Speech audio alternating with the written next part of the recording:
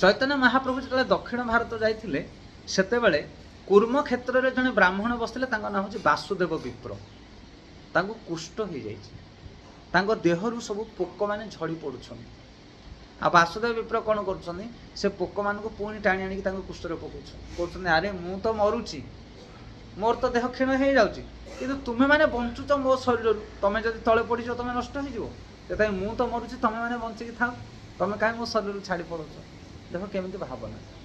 चैतन्य महाप्रभु जो देखुं वासुदेव विप्र को से जाकि कोलाग्रत कर आलिंगन कर देखिले घृणा करुले, किंतु भगवान स्वयं आलिंगन कर आलिंगन करने मात्र वासुदेव विप्र सब कौन है कुष्ठ भल हो जाऊँगी।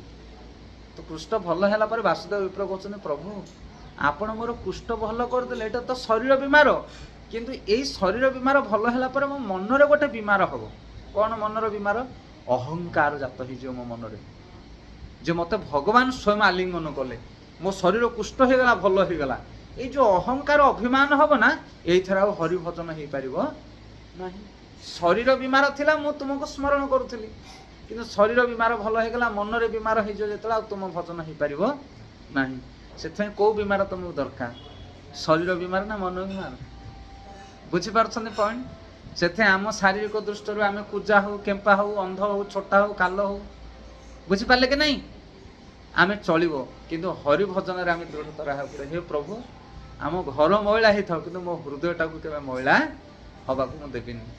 से भंगा घरे रहिले चलो, किंतु भंगा हृदयटे रखनी। आज माताजी घर को आम जाइलु, कहले प्रभु जी आम भंगा कुड़िया। मुझे कहली जगन्नाथ ना सेटा हूँ भंगा कुड़िया।